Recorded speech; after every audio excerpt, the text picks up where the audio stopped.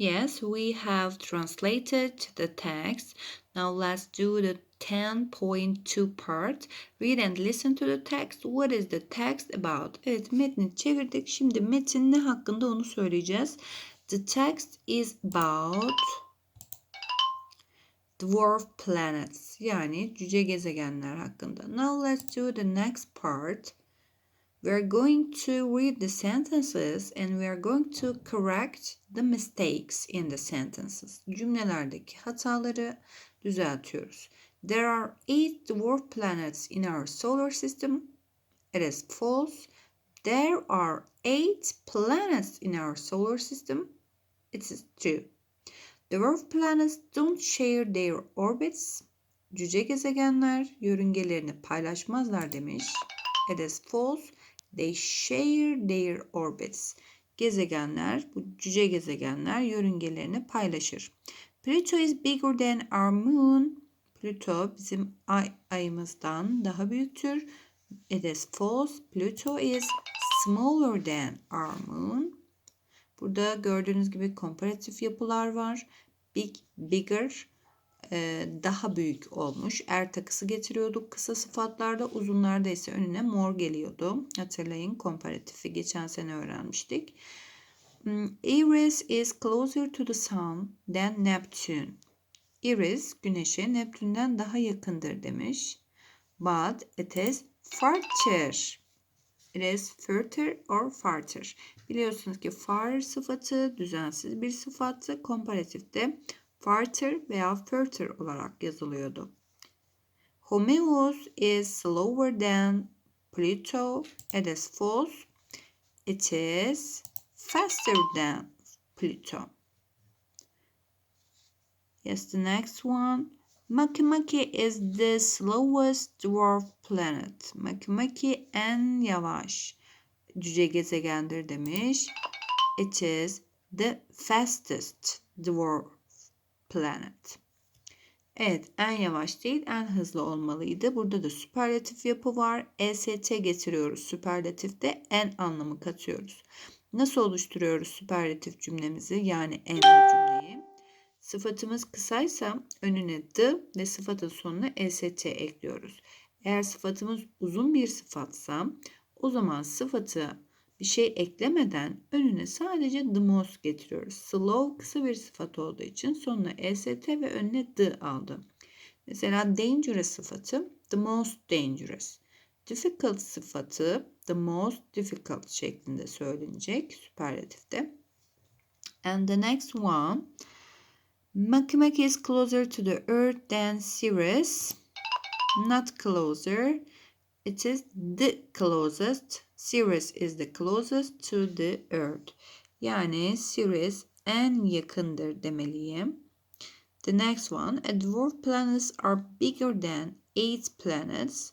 Cüce gezegenler 8 gezegenden daha büyük değil, daha küçüktür. They are smaller than the 8 planets.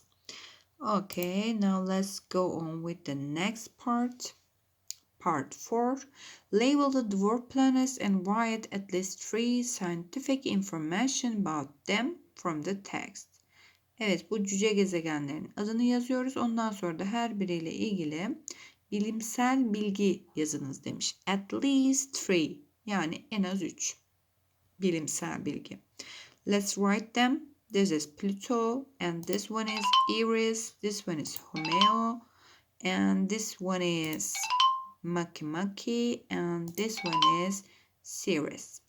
And now let's give information about these planets, these dwarf planets. Eris is just a little smaller than Pluto. Eris sadece birazcık daha küçüktür Plüto'dan. Homeo is one of the fastest objects in our solar system. Yani güneş gezegenimizde en hızlı objelerden biridir. Homeo is one of the fastest objects in our solar system, and the next sentence is Makemake is discovered in 2005. 2005 yılında keşfedildi diyebiliriz. Evet, bunları yazabilirsiniz. Kendiniz metinden cümleler yazabilirsiniz bu cüce gezegenlerle ilgili. Now let's do the next part. Bir örnek daha vermiş. Sirius is the closest dwarf planet to Earth. En yakın cüce gezegendir demiş. Yes, there is a listening part here. Let's listen. Which planets do you want to observe and why? Hangi gezegenleri gözlemlemek istersin ve neden? For example, I want to observe Mars. Mars because there is a very big and strong dust storm on the Mars. So I want to observe strong dust storm. Evet, ne demiş burada Mars'ı gözlemleme sebebi olarak? There is very big and strong. Çok büyük ve güçlü dust storm, yani toz fırtınası var Mars'ta diyor. So I want to observe strong dust storm ve ben de bu güçlü toz fırtınasını gözlemlemek istiyorum demiş. Siz de farklı gezegenleri yazabilirsiniz burada sebeplerinizle birlikte. Evet, diğer bölüme geçelim. Listen to the dialogue between Jason and his mother. What are they talking about? Circle the correct one. Şimdi metnimizi dinleyelim ve annesiyle oğlu ne ile ilgili konuşuyor acaba? Space tourism, a comet or life on Mars? Let's start. 10.3 Listen to the dialogue between Jason and his mother. What are they talking about? Circle the correct one. I want to travel in space, Mom. Really? What do you know about space tourism? There are some space companies. They are planning to take tourists into the space. It sounds interesting. How many people traveled in space as tourists? 7. They were the first space tourists. They paid millions for it. It was too much, so the journey stopped. How did they prepare the tourists for this trip? First, they trained. Then, scientists did some experiments on them. Finally, they got on the space shuttle and started their space journey. They traveled for 1 to 2 weeks. Will there be projects soon? There will be some space hotels, and the tourists will stay there. When will it start? It will start in a few years. When I grow up, there will be space tourism. I must save money. Do you want to join, Mom? Thanks, dear, but I fear of heights. Okay, we have listened.